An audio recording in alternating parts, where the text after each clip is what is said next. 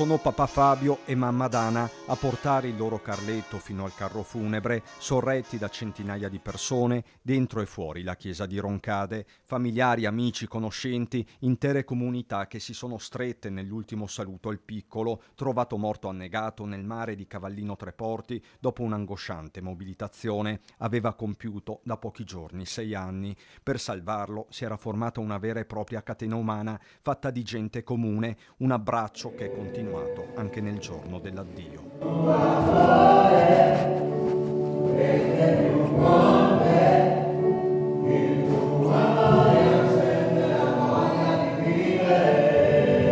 Presenti ai funerali tra i tanti gli uomini della Capitaneria di Porto, le polizie locali, l'associazione Carabinieri, i Boy Scout, i sindaci di Roncade, Cavallino, il vice sindaco di Vedelago. A tutti loro è andata la gratitudine dei genitori con papà Fabio che ha scritto e letto una lettera intrisa di amore, proprio quell'amore che Carlo donava in maniera illimitata. Perché Carletto sapeva amare come ama Dio. Chi ha avuto la benedizione di aver vissuto con Carletto ha già capito il scoprimento. Parlo dell'amore vero, non lo so, cioè, quello incondizionato. Una marea di affetto, un'immagine che lo stesso Fabio usava spesso descrivendo il suo piccolo Carlo. Carletto è come la marea. Il suo amore sale piano piano, perché Carletto è timido e scrittore. Ma poi sale sempre di più, fino a riempirti completamente. Tanto che non riesci più a farne a meno.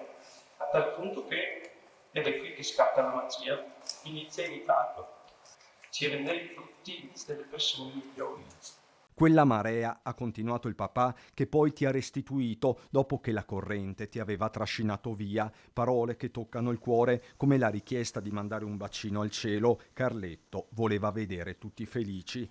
Sono stata cieca e sorda, il messaggio della mamma, per questo oggi vi dico usate gli occhi per vedere davvero, non limitatevi a guardare, usate le orecchie per capire e non solo ascoltare. Sul ruolo dell'educazione che comporta sempre responsabilità e rischi si è soffermato Don Marcello. Di certo era un bimbo speciale Carlo Panizzo, non solo per mamma e papà, così le sue maestre. Era un bambino solare, era un bambino che stava vicino a tutti i bambini, li aiutava, non c'era bisogno di dirgli cosa doveva fare, sapeva lui che cosa doveva fare e faceva sempre la cosa giusta. Aiutava gli altri, veramente un angelo, ha fatto un miracolo in noi e questo miracolo dovrà continuare anche quando faremo l'ingresso in classe.